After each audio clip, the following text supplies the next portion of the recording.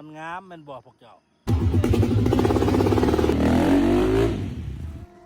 มาสบายดีทุกคนวันนี้ตื่นมากกับวิยังเห็ดไปขี่รถลิ้นอยู่บนพระเจ้าใหญ่ไปติดตามเบิ่งนำกันเลย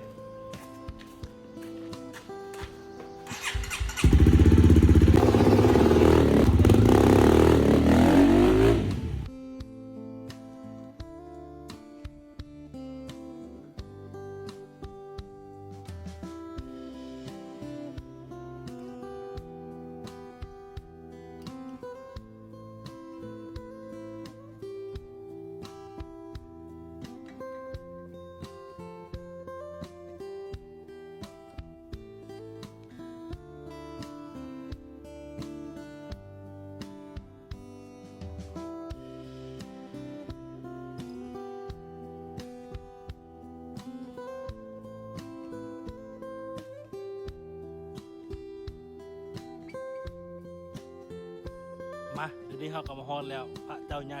ของเมืองต้นเพิ่งมันงามมันบอกพวกเจ้าอากาศดีเย็นวิวงามเป็นธรรมชาติจุดนี้ก็มอจุดเงื่อนค่อยอยู่ยักเงื่อนค่อยมาก็ประมาณกิโลอ่ะ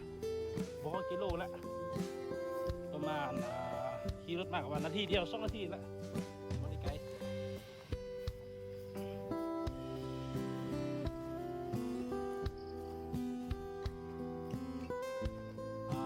ทางล่างนี่ก็จะเป็นวิวของเมืองต้นเพิ่งเป็นวิวเมืองต้นเพิ่งเลยนะตัวนี้นะเห็นปะโตต้นเพิ่งเลยเนี่ยอันนี้ตรงเทศบาลเมืองต้นเพิ่งเลยตัวนี้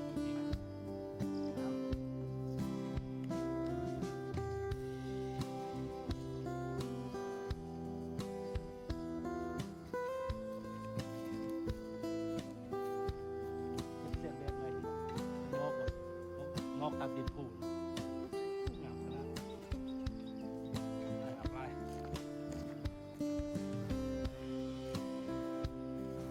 เห็นปะทางล่างค่อยจะเป็นเสียงแดดของวันใหม่ทางหน้านี่จะเป็นพระเจ้าใหญ่ที่สุดของเมืองต้นเพิ่งพวกเราลุกห้วยทรายมานี่ก็จะเห็นมันแหละใหญ่งามลายมางามสันอัพสูบเขาเบิ้งเห็นบ่พวกเจ้าเห็นบ่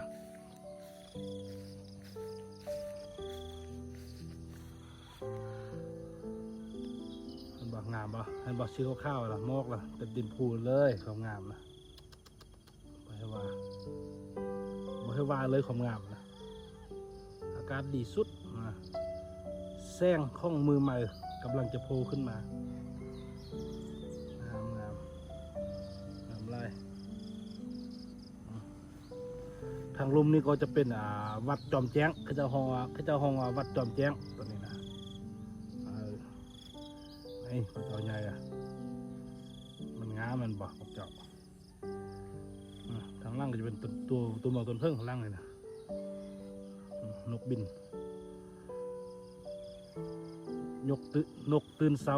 ย่อมมีโอกาสจับเหยื่อก่อนเปรียบเหมือนกับคนเฮานี่แหละพอเราตื่นเช้าก็มีโอกาสหาเบียร์หาเงิน